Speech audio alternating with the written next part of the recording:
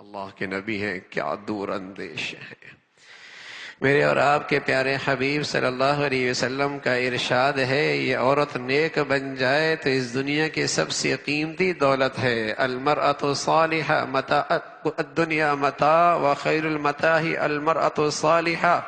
اس لیے کہ اس نیک عورت سے گھر بنتا ہے، خاندان بنتا ہے، سوسائٹی بنتی ہے، قوم بنتی ہے، اس کی گود سے نسل تیار ہوتی ہے، یہ قوم کی معمار ہے۔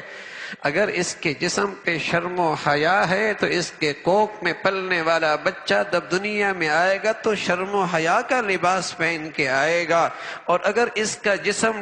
شرم و حیا سے باہر نکل آیا تو اس کی اولاد جو اس کے کوکھ سے نکلے گی وہ شرم و حیا کے جوہر سے محروم ہو جائے گی۔ الدنیا متاع وخیر المتاع المرأة الصالحة، بہت قیمتی دولت ہے یہ۔ گھر اس سے ہے، قوم اس سے ہے، خاندان اس سے ہے، قوم کی تعمیر اس سے ہے، اس نسل کی پہلی درسگاہ اس کی گود ہے، اس کی شرم و حیا کا جوہر، اس کے اندر غیرت کا جوہر، اس کی ایمان کی روشنی یہ بچپن ہی میں بچے کے دل و دماغ میں یہ ساری خوبیاں منتقل کر دے گی۔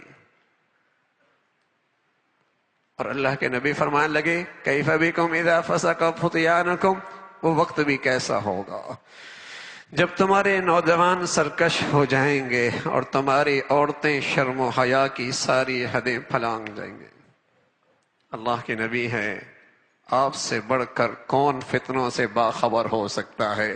فرمایا النساء حبائل الشیطان، جتنی شیطانی قوتیں ہیں،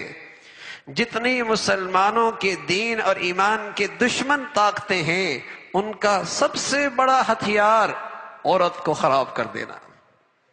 ان کا سب سے بڑا ہتھیار جتنی تعمیری کام ہے، تعلیم ہے، تجارت ہے، صنعت ہے، شادی بیاہ ہیں، کھیل ہے، جسمانی ورزش ہے، یہ سارے تعمیری کام بھی ہیں، لیکن باطل دشمنوں نے کیا کیا؟ ہر جگہ بے حیائی کی تخریب کاری اس میں ڈال،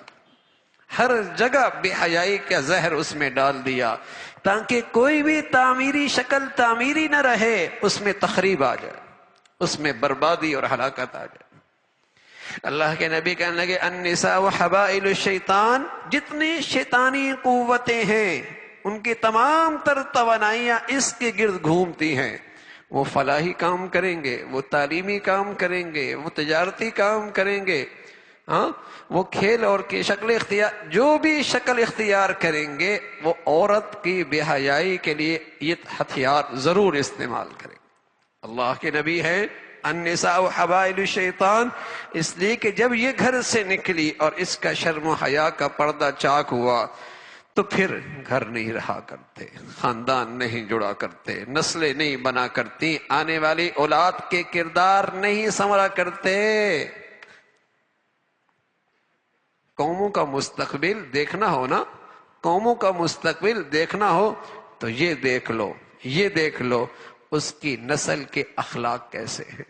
اس کی اولاد کا کردار کیسا ہے، بلکہ اس سے پیچھے چلے جاؤ، اس